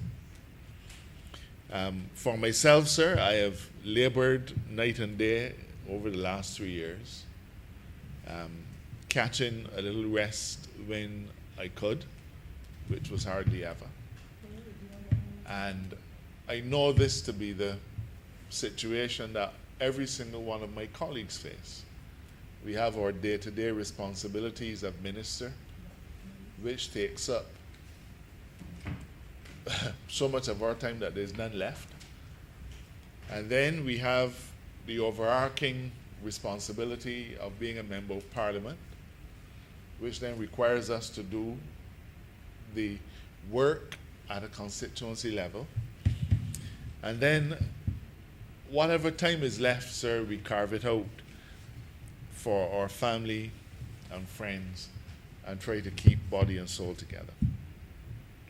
This is not about a plea for empathy or even sympathy, sir. It is a simple reality that we face, that for too long we have labored in an environment that is not only unhealthy, but it is impractical. So we come to Parliament today not, I hope, to engage in any major debate, because I think it is so obvious that you wonder why it wasn't done before. It is an incredible burden to place on a person to say, if you want a holiday, you have to travel, because that brings with it attendant costs and so on. While other people can look forward to their 2 or 3 or 4 weeks staying at home and perhaps just relaxing a little bit to keep body and soul together. So we are here today, sir, to amend the Ministers and Parliamentary Secretaries Remuneration and Allowances Act to provide, Mr. Speaker, that the holder of an office set out in column 1 of the schedule is entitled to 4 weeks paid vacation annually for every complete year of service. It also will provide, Mr. Speaker, that you'll be able to take, if this bill is passed, I hope it is, your annual vacation in different periods. So you're not bound to take it all one time. You can take a week at Christmas, a week at Easter, and then 2 weeks in the summer. These are things, sir, that every other Barbadian thinks are matters of course. In relation to arranging for our vacation leave, Mr. Speaker, it will be provided when the bill is passed that we will make an application to the Prime Minister. The ministers and parliamentary secretaries will make an application to the Minister for the requisite amount of leave, and presumably the gracious Prime Minister will agree. The Prime Minister herself will apply to the Governor General for the benefit of holiday. Or president when that time comes. But as it is Governor General. This legislation, sir, will therefore give us something that we have not had at all since 1966. Mr. Speaker, we will also require an amendment to the Governor General Conditions of Service Amendment Act to provide in similar terms that the Governor General is entitled to 4 weeks vacation leave. And that vacation leave can be taken in one or more periods if the Governor General and Prime Minister so agree. It also goes on to provide, Mr. Speaker, currently the Governor General gets the benefit of first class leave passage to someplace outside of Barbados. But in a situation where the Governor General wishes to stay in Barbados, we propose, sir, that the Governor General will be able to spend that holiday at the government's expense in accommodation at such rate as befits the office of Governor General. We are also changing, Mr. Speaker, the Constitution because in order to ensure that the ministerial portfolios are still carried by an individual, we want to ensure that the constitutional arrangements are put in place for that. So, for example, and I hate to use my own situation, but as Attorney General, if I am on leave, if I am on vacation, if I'm on the island, the responsibility of Attorney General must be assigned to somebody else because under the Constitution, the executive of Barbados must be constituted by, at the very outset, a Prime Minister and an Attorney General. And therefore, while on holiday in Barbados, the current situation is I can't be. As long as I am in Barbados, I have to carry out the role of Attorney General. If I travel, it's assigned to somebody else. In this scenario, an Attorney General would be permitted to take his holiday or her holiday in Barbados.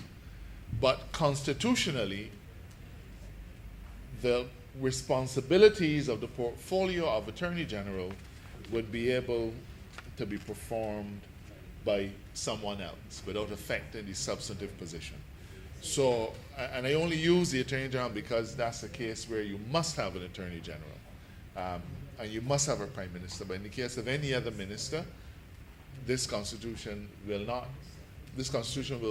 amendment will permit the assignment of the responsibility to another person, and that person can be from the Senate, it doesn't matter, but it still would not affect your substantive post that the post holder will have. So, Mr. Speaker, I think that these amendments to these 3 pieces of legislation are eminently sensible. I think that they're obvious. And I believe if you ask any member of the public, there was a famous legal case called the Moorcock, which talked about implied terms in the contract of employment. Well, implied terms, and it said that... Your officious bystander. Who, sir? Yes, sir. I'm glad you recollect. Yes, sir. Who would ask the question, but isn't it obvious what would have been intended? And the response would be, but of course it's obvious that that's what had been intended. In fact, it was so obvious that we didn't feel we needed to say it. And I believe that any aspiring politician would, if asked about holiday, would say, well, it's so obvious that you don't need to say it. But of course, it is never as obvious as it seems. So we're asking this Honourable Chamber to join with us in agreeing that henceforth, well, not henceforth, but after the passage of the legislation and coming into force,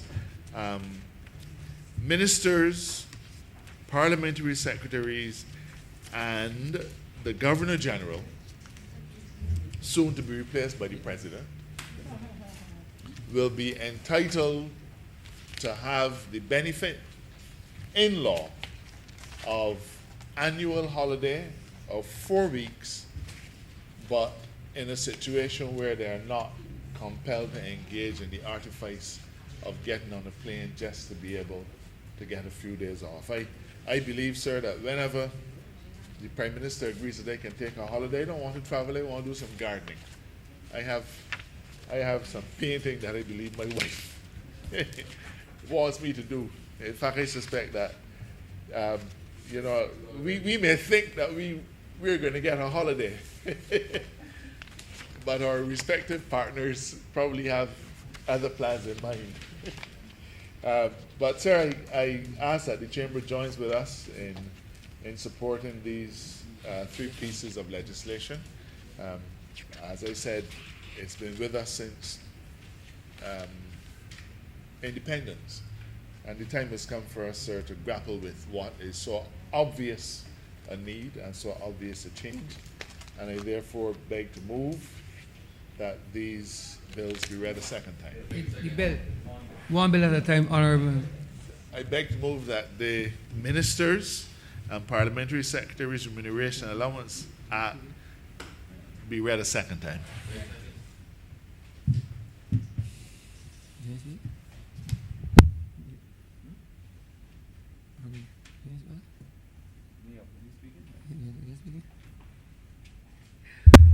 Honourable Leader, the Opposition. Thank you very much, Mr. Speaker. I doubt you will find many people who would argue with that which appears to be just and right. Those who work hard are deserving of proper remuneration, which is, in many cases in Barbados, not the reality, and they're properly deserving of rest.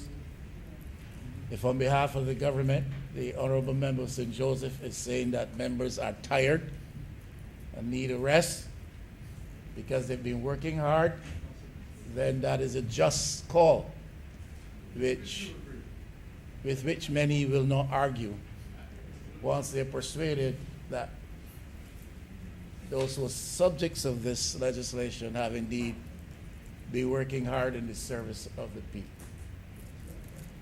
If the Honourable Member of St. Joseph is saying that we're tired and we need a rest, then that is but just.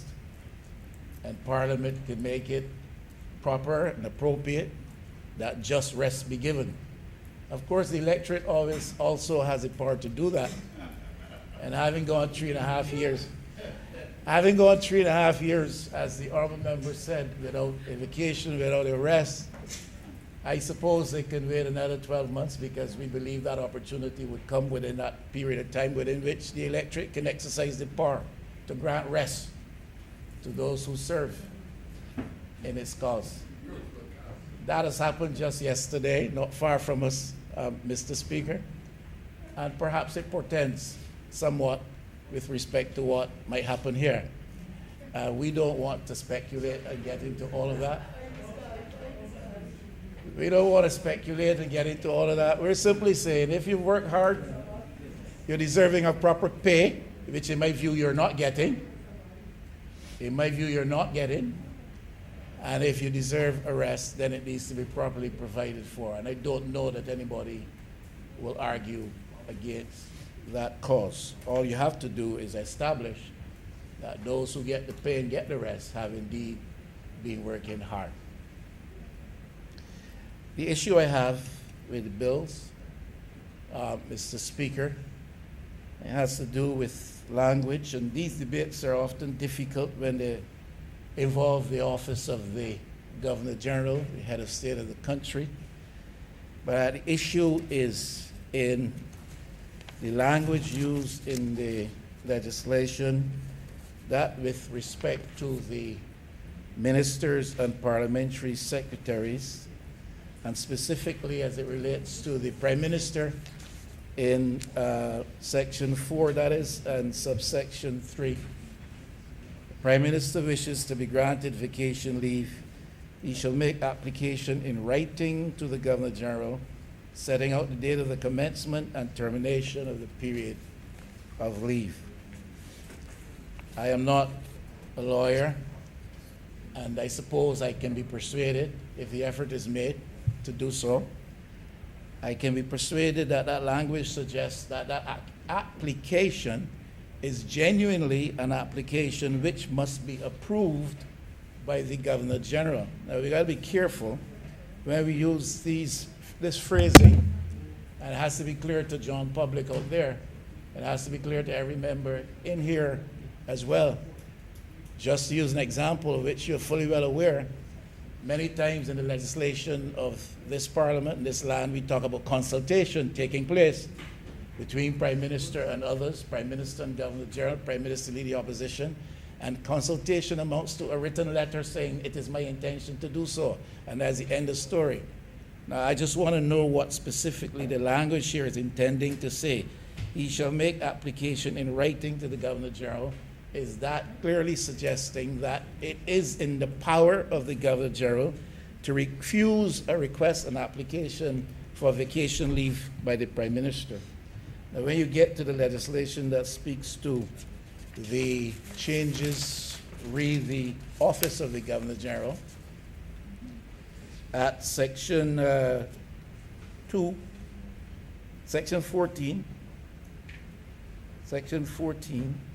subsection 3, subject to the approval of the Prime Minister, and under such conditions as the Prime Minister specifies, the Governor General may spend his vacation leave within or outside of Barbados.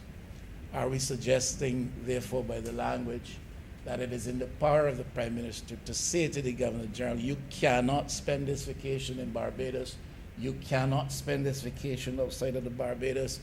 Does the legislation give power to the Prime Minister to make prescription with reference to the vacation leave of the Governor General in definitive terms, whereas with reference to the application from the Prime Minister to the Governor General, his or her vacation, it to me is left open to interpretation as to what the power of the office of the Governor General is vis-a-vis that of the Prime Minister.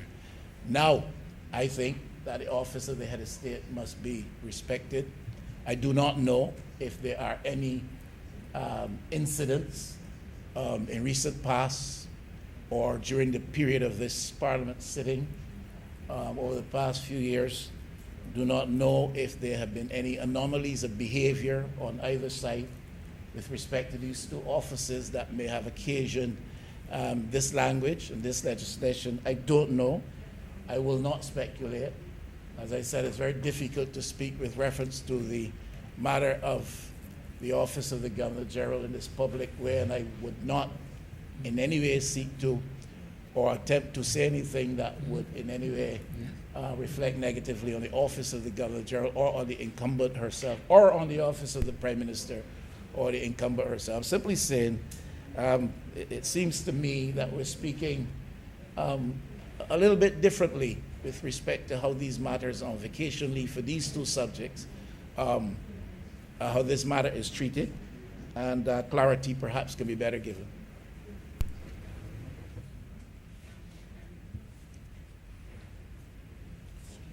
Honourable Member for St. Joseph.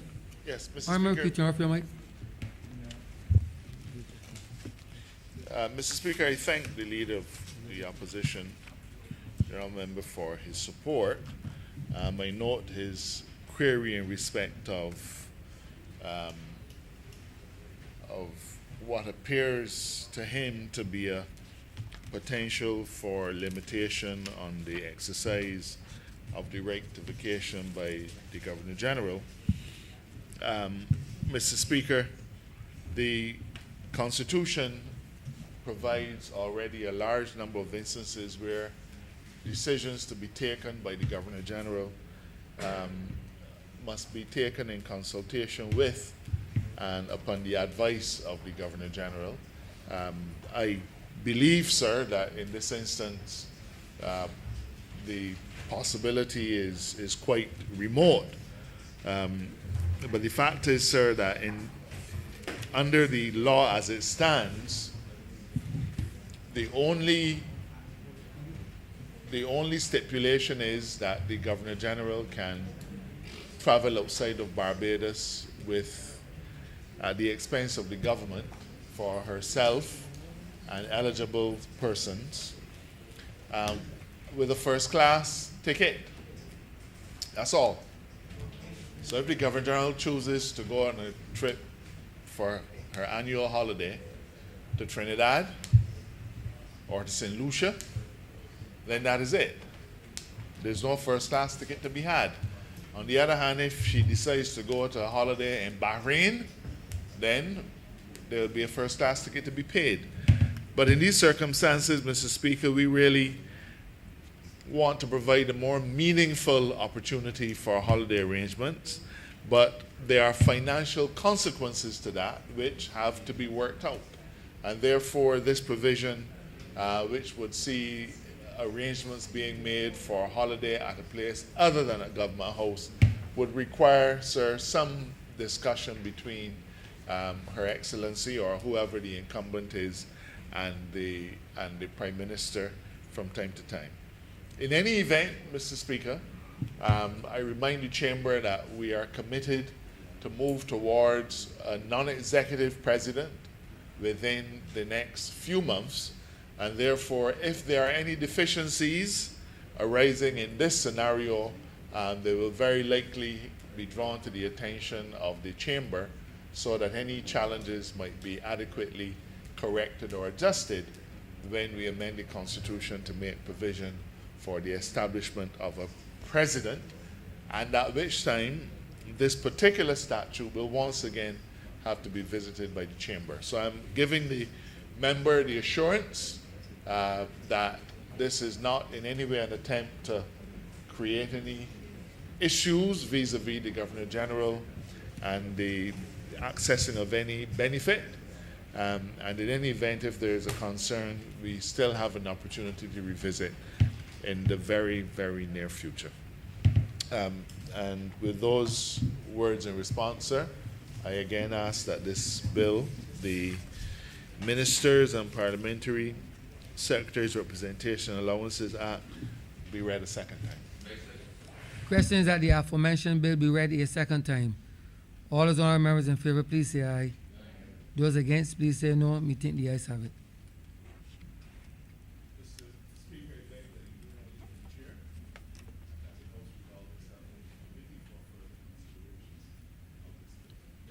The question is that the Speaker do not leave the chair and the House resolve itself into committee for further consideration of this bill. All those honourable members in favor, please say aye. Those against, please say no. Me think the ayes have it.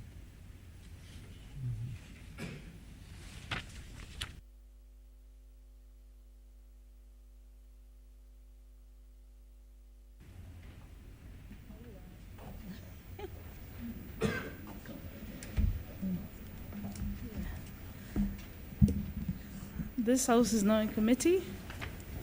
Clause 1. Madam Chair, I beg to move that Clause 1 stand part. Question is that Clause 1 stand part. All honourable members in favor, please say aye. All those against, please say nay. Methinks the ayes have it. Clause 2. Madam Chair, I beg to move that Clause 2 stand part. Question is that Clause 2 stand part. All honourable members in favor, please say aye. All those against. All those against, please say nay. Methinks the ayes have it. Clause 3. Madam Chair, I beg to move that Clause 3 stand part. Question is that Clause 3 stand part. All honourable members in favor, please say aye. All those against, please say nay. Methinks the ayes have it. Clause 4. Madam Chair, I beg to move that Clause 4 stand part. Question is that Clause 4 stand part. All honourable members in favor, please say aye. All those against, please say nay. Methinks the ayes have it. Madam Chair, I beg to move that you do not report to His Honour the Speaker the passing of one bill in committee. Question is that I do not report to His Honour the Speaker the passing of one bill in committee. All honourable members in favor, please say aye. All those against, please say nay. Methinks the ayes have it.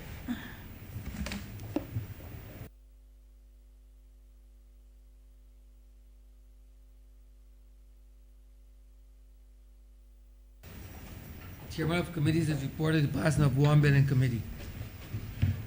Mr. Speaker, I beg to move that this bill be read a third time. Question is that the aforementioned bill be read a third time.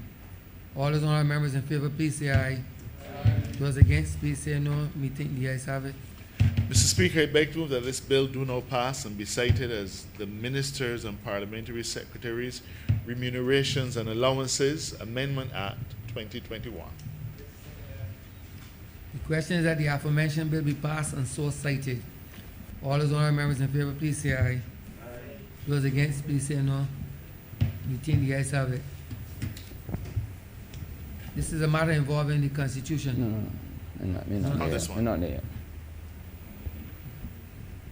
Order number 4, sir. Mr. In the name- Speaker, oh, sorry.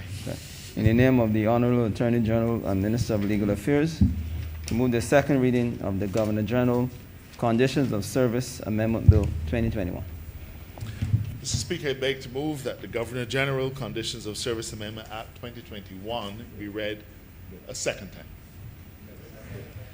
Question is that the aforementioned bill be read a second time.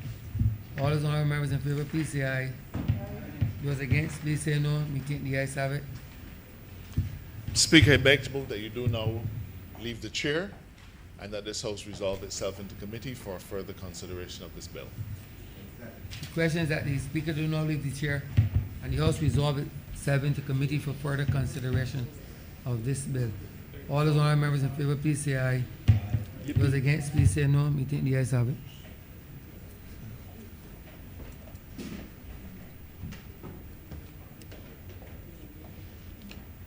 This House is now in committee. Clause 1. Madam Chair, I beg to move that Clause 1 stand part. Question is that Clause 1 stand par. All honourable members in favour, please say aye. All those against, please say nay. Methinks the ayes have it. Clause 2. Madam Chair, I beg to move that Clause 2 stand part. Question is that Clause 2 stand par. All honourable members in favour, please say aye. All those against, please say nay. Methinks the ayes have it. Madam Chair, I beg to move that you do not report as under the Speaker the passing of one bill in committee. Question is that I do not report to His Honour the Speaker the passing of one bill in committee. All honourable members in favour, please say aye. All those against, please say nay. Methinks the ayes have it.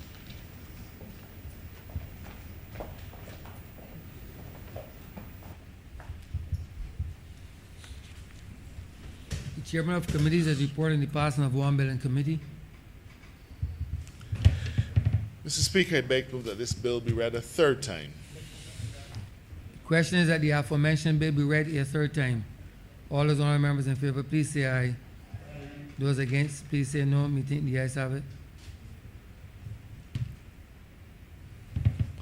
Mr. Speaker, I beg to move that this bill do now pass and be cited as the Governor General Conditions of Service Amendment Act 2021.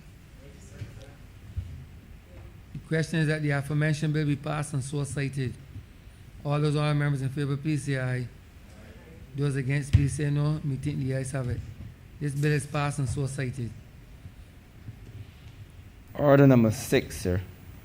In the name of the Honourable Attorney General and Minister of Legal Affairs, to move the second reading of the Constitution Amendment Bill 2021. Mr. Speaker, I beg to move that this bill be read a second time. The question is that the aforementioned bill be read a second time. All those honourable members in favour, please say aye. Those against, please say no. Me think the ayes have it. Mr. Speaker, I beg to move that you do not leave the chair and that this House resolve itself into committee for further consideration of the bill. The question is that the Speaker do not leave the chair and the House resolve itself into committee for further consideration of this bill. All those honourable members in favour, please say aye. Those against, please say no. Me think the ayes have it.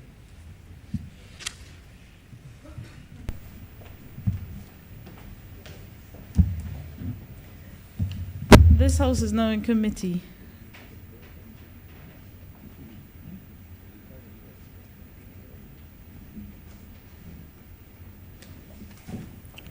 Clause 1. Madam Chair, I beg to move that clause 1 stand part. Question is that clause 1 stand part. All honourable members in favour, please say aye. All those against, please say nay. Methinks the ayes have it. Clause 2. Madam Chair, I beg to move that clause 2 stand part. Question is that clause 2 stand part. All honourable members in favour, please say aye. All those against, please say nay. Methinks the ayes have it. Clause 3. Madam Chair, I beg to move that clause 3 stand part. Question is that clause 3 stand part. All honourable members in favour, please say aye. All those against, please say nay. Methinks the ayes have it. Clause 4. Madam Chair, I beg to move that clause 4 stand part. Question is that clause 4 stand part. All honourable members in favour, please say aye.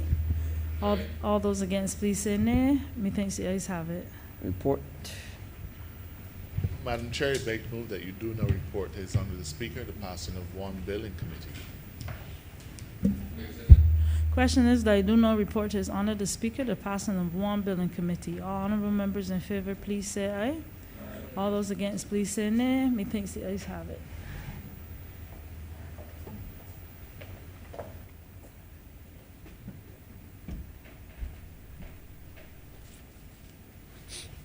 The chairman of committee has reported the passing of 1 bill in committee.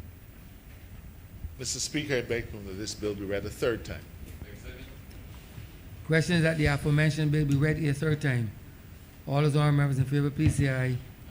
Those against, please say no. Methinks the ayes have it. Yes. You call.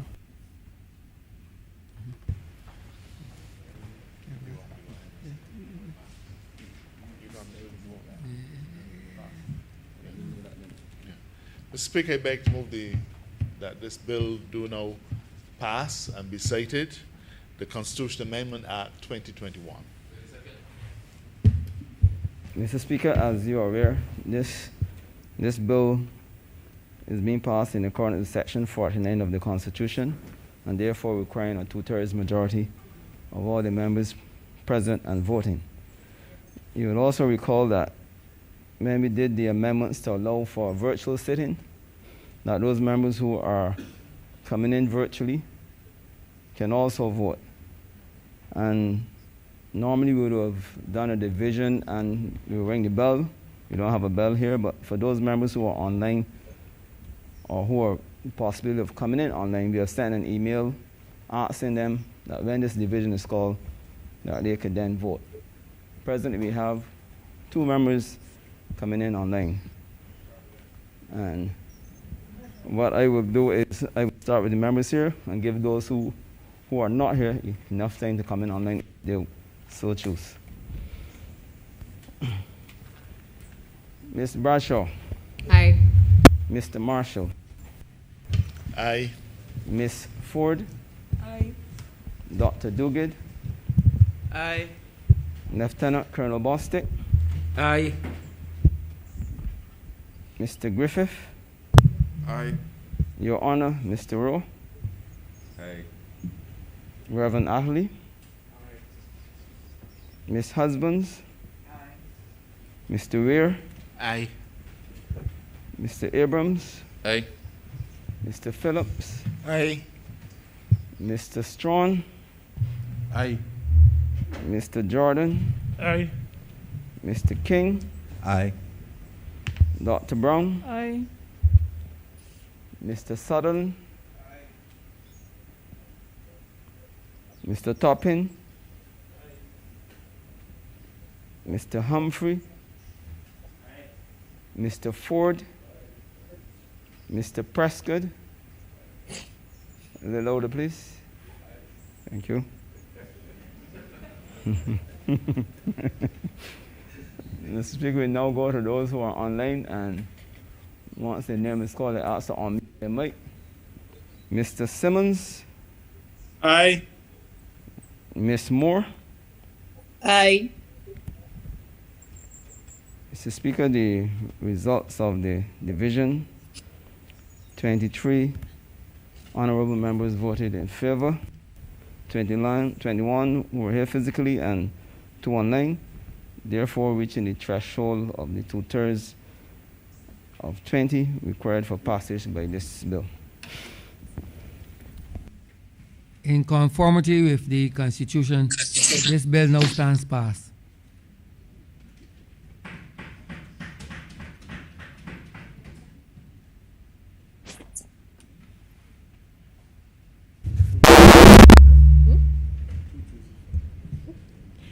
Mr. Speaker, with that, we've come to the end of today's sitting.